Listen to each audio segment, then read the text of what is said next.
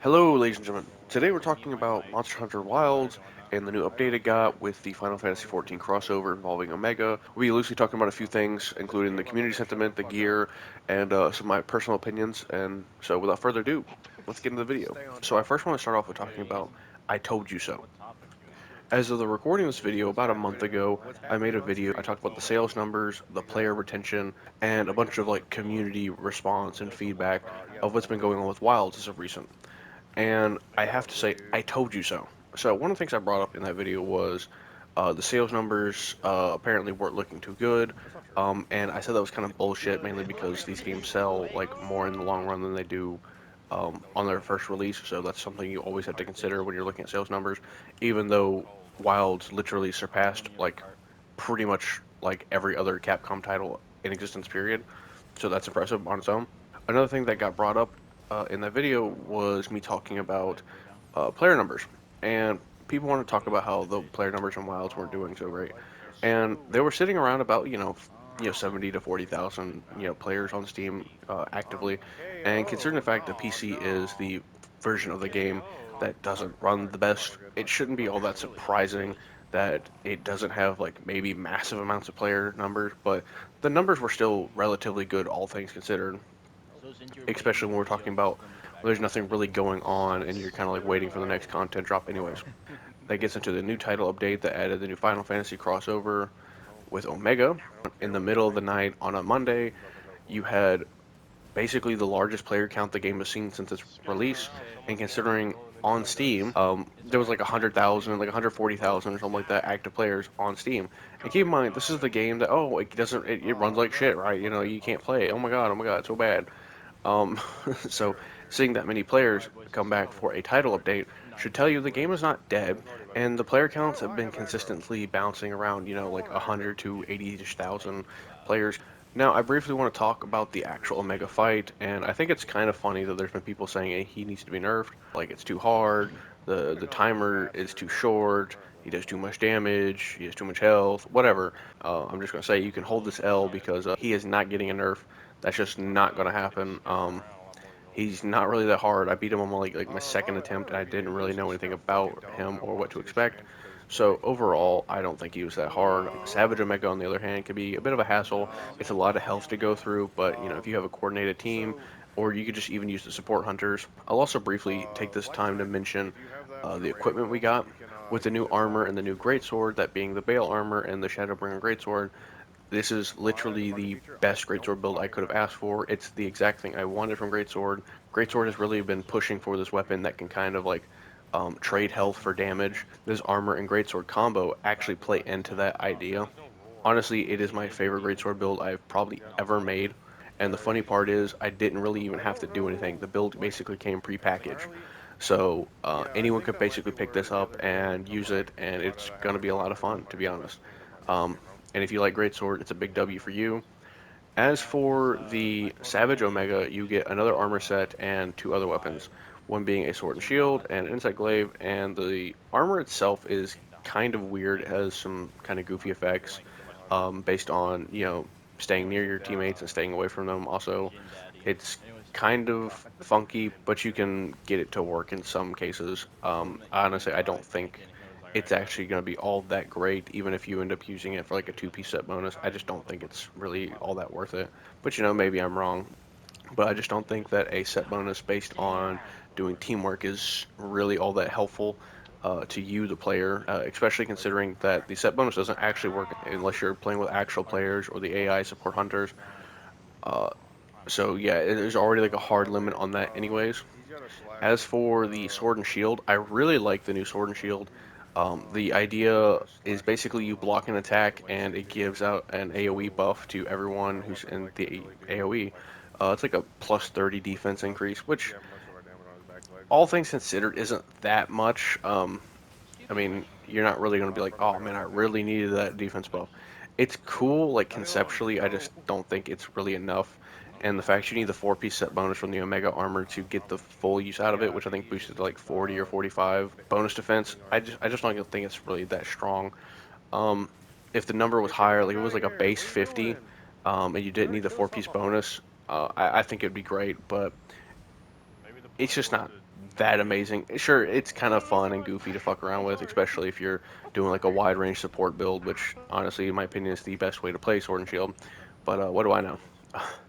And as for Insect Glaive, I don't know what the fuck you do with Insect Glaive. I'm not an Insect Glaive player.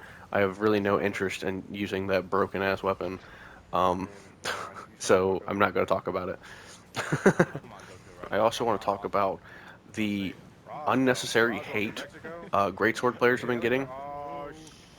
So this stems from the fact that we got a new greatsword with the crossover, and the Shatter Seal won the design contest, which is another greatsword. So basically, people are complaining that greatsword is going to get two new weapons, and that's so unfair for all these other weapons. Even though, by the way, Sword and Shield has literally gotten two new weapons. Nobody's complaining about that. Now you might say, oh, well, we're talking about the design contest. Greatsword's won too many design contests. Well, Greatsword won the original one, which I'm gonna be honest, the original like back and try, the original design contest was kind of whatever. I don't think that Greatsword design was all that great, to be honest. Um, and I'm saying that as a Greatsword main, and all Greatswords are great, but like that one is not so great. And then we got Wyvern Ignition and Monster Hunter World, which was honestly like, come on, bro. It was gonna win. Like, you saw the shit. It was a rocket power greatsword. It was going to win. And now we have Wilds with Shatter Seal, which is basically like this giant like pane of glass that you swing it and it shatters the weapon. It's just really cool. And let's also not kid ourselves. It's not just greatsword players who voted for the weapon, okay? There's plenty of non-greatsword players who saw like, damn, that looks really fucking cool, and just out of the coolness factor, I'm gonna vote for it. So yeah, and I didn't even vote in the design contest. I've not voted in any of them to be honest, but I just find it kind of like absurd that like I'm catching shit for just because I'm a greatsword main. Um, like why? Especially when we're looking at the fact that Glaive got a weapon last time for the last Final Fantasy crossover, and they got one this time as well. Like nobody gives a shit about that, I guess. Like okay, and pretty much until this update came out, all the unique weapons that have been added that weren't from like a full new like monster like edition literally wasn't a greatsword. You had the corn popper, you had the two mining weapons, which was one was a sword and shield, one was a longsword. So I just find it really bizarre that greatsword's the one catching shit because we're getting two greatswords.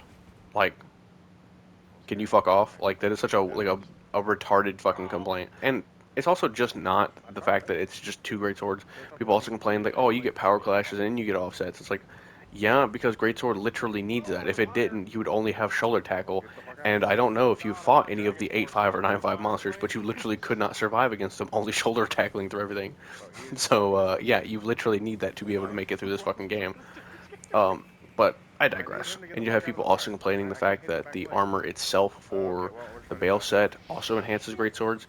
But it's like, yeah, it does do that, but it also works on other weapons as well. Like, sure, you get like the wave slash attack from the greatsword, but it doesn't just not affect other weapons either.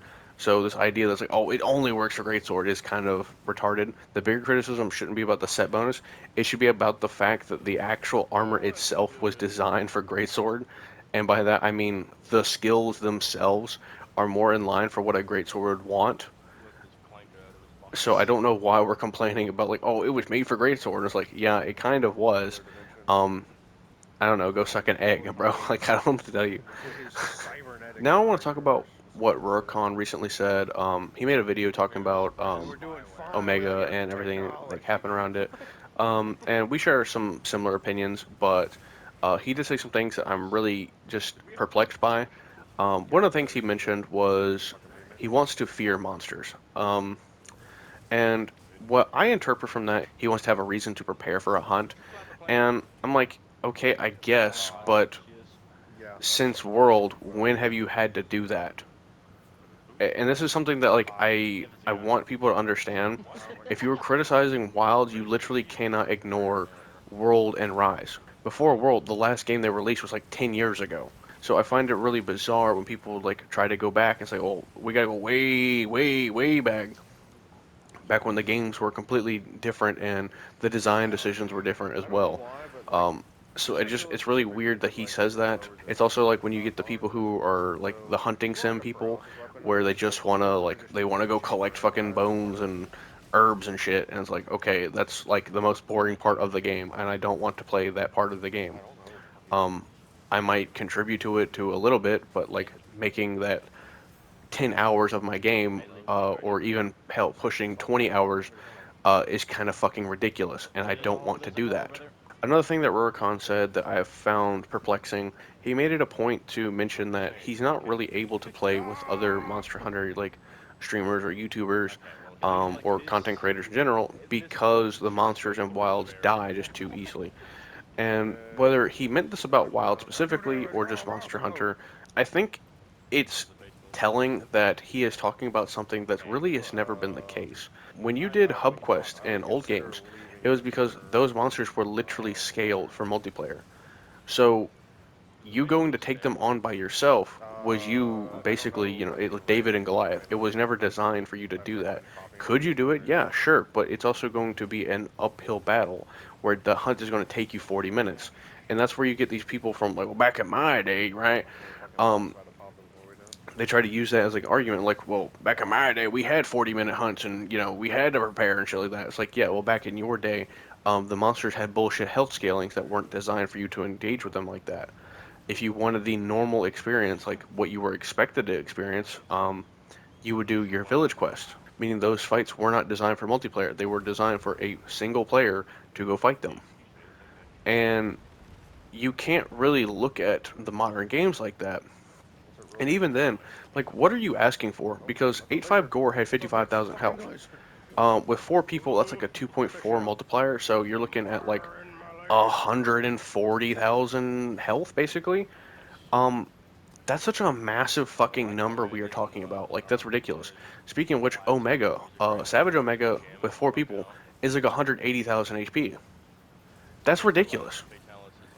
And unless you're saying like, oh well, we're just gonna shit on the monster if we don't like boost its health to like 500,000 or like a million, then like what's the point of even fighting it? Like, what are you asking for? And this is something I brought up in my like original difficulty video. You have people, talking about the game is too easy. Meanwhile, we have 8.5 monsters that are basically mastering. And now we have 9.5, which are even harder than that. This gets into kind of the dilemma of be careful what you ask for. The bar has been set and the line has been crossed. And the more you try to pass through the Rubicon of difficulty, you're going to end up crashing and burning. There is no getting around this like in the future.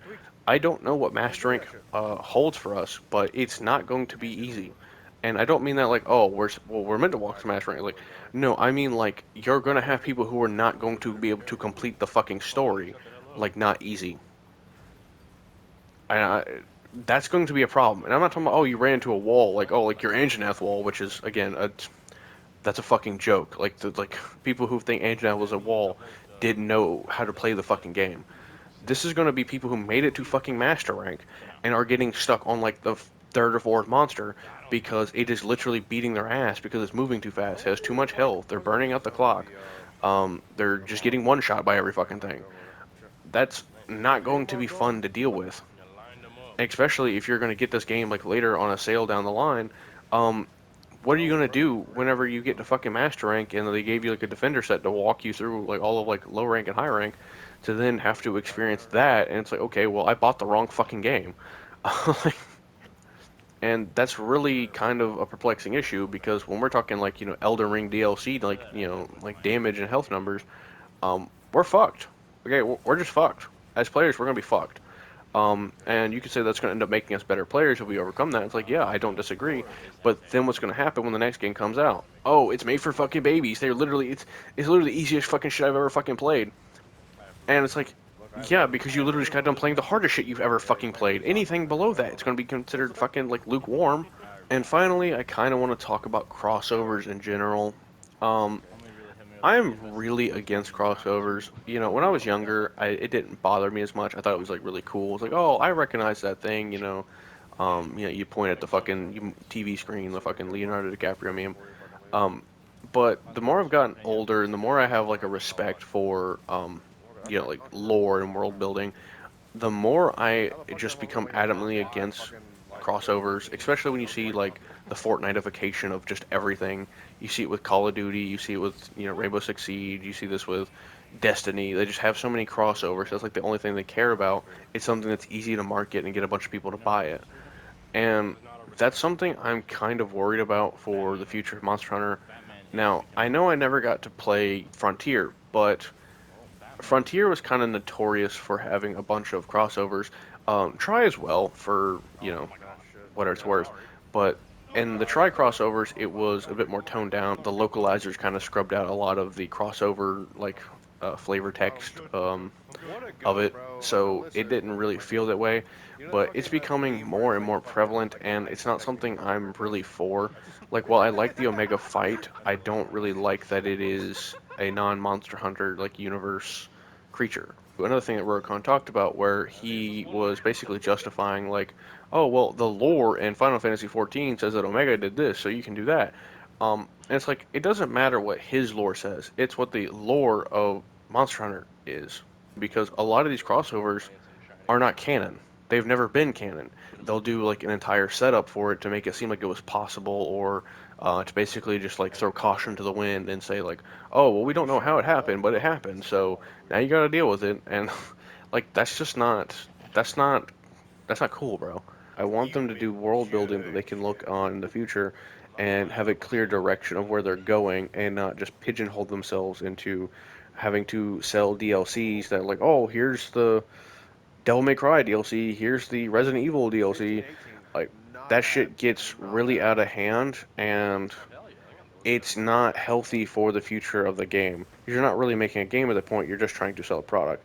And I'm not trying to, like, sound like a fucking, commie or some shit, but what I'm saying is that when the passion for the game itself leaves and you're just left with like a hollow husk of, corporate greed. And while you can say like games like Fortnite can kind of get away with having as many crossovers as they want, Fortnite's also a special case in its own right because they do not care, and the world building is the fact that it has so many crossovers, and they lean into that. Monster Hunter does not do that, and they should not do that, period. Every single crossover, as I said, has not been canon. And while yes, I know it's like a good way to get like people from one franchise into another, it's damaging to technically both IPs, but really the one that's receiving the crossover. And I think that's kind of all I have to really say about it, and I just can't let that go. It does irreparable damage to your franchise, and I don't think that's healthy. And as always, I want to thank you guys for watching. Leave a comment, tell me how you feel. I might do a video breaking down Omega and his actual equipment later. I have been getting a lot of personal DMs asking me if I have any tips or whatever to help people, even though like there's been plenty of YouTube videos made about this. I guess I can go over the stuff that I find to be helpful, and not just like some general tip like don't get hit or don't stand in front of the laser. So yeah, I could probably do that. I might do that. I think it sounds fun. It's a little bit out of my comfort zone, but hey, we'll try. But yeah, thanks for watching. Bye.